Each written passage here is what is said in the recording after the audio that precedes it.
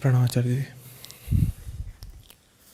We talked about um, how arranging things, uh, while arranging things, we miss out on the party. So here, uh, my question is that I find myself doing that very often. And either I have two extremes, either I want everything well arranged or everything is just out of order. So in both the extremes there is kind of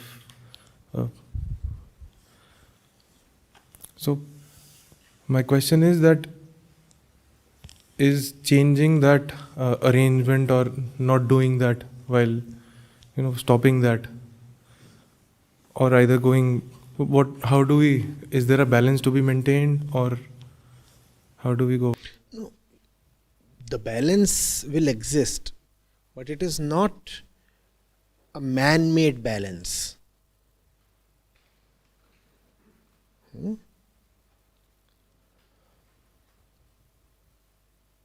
requirement will come from the challenge at hand, the project undertaken.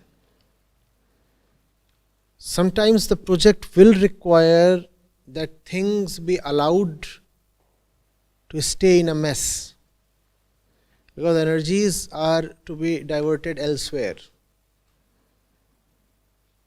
Sometimes the challenge will require that everything be very orderly.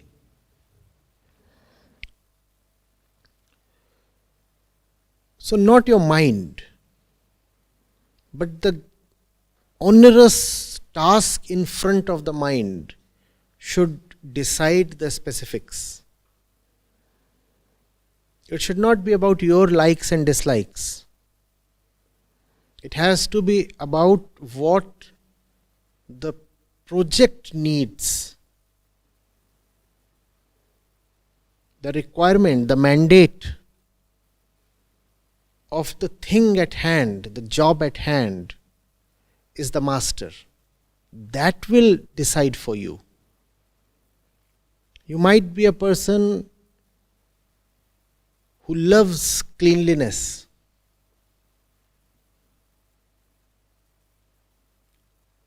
but there is something much more important to do right now. I'm talking of physical cleanliness. This is not the moment to pick up the broom.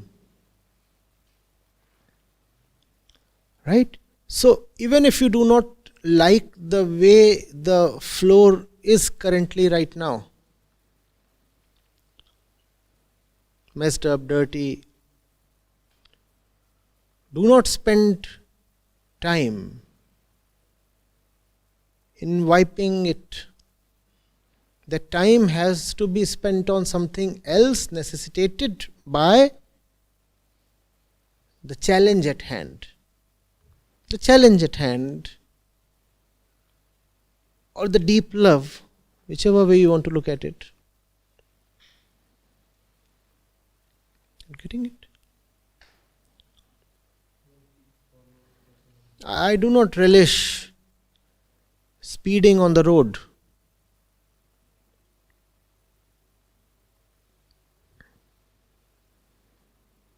I want to hear the engine run really smooth.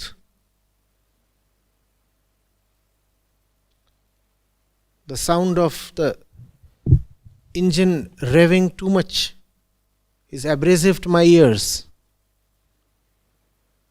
What if I have a patient in the car? Will I allow my like and dislike to govern my speed? Do you get it? And I might be someone who enjoys speeding. What if I have an elderly person in the car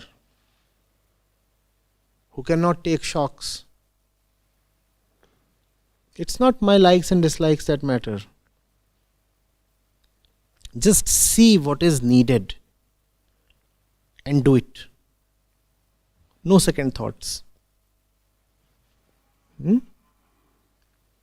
Nothing of the kind, I didn't do it because this was, my thought, and I was just not liking it, and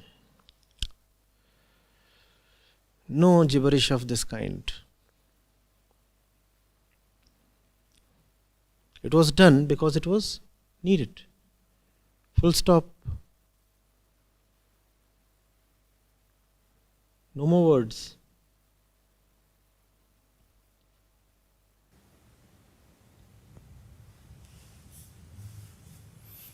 One question on this. If it depends on the task, so sacrificing even the party, but behind that there is still a party going on while doing that. So it's not The about party is not a physical thing. Yes. I know what you are saying. So Sometimes the party can be backstage. I've observed this in the last.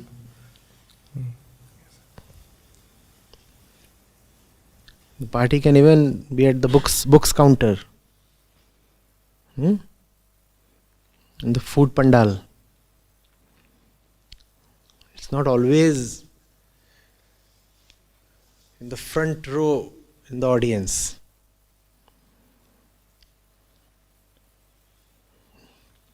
That row is for the ones who can afford to enjoy privilege. The real ones would not be found there. Right? The kings might continue to enjoy in their palaces. The states are being defended at the borders. And the ones who are ensuring that the kings stay safe in the palaces would hardly ever be seen in the palaces. They are far too occupied with something very, very important to come and enjoy the soft and cozy beds and perfumed ambience and whatnot.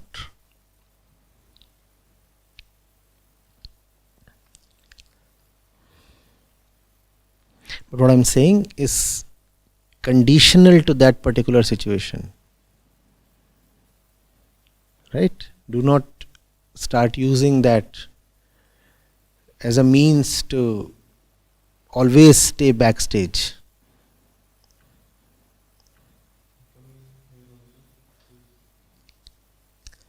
If some people have genuine tasks at hand and they miss the session, that's wonderful.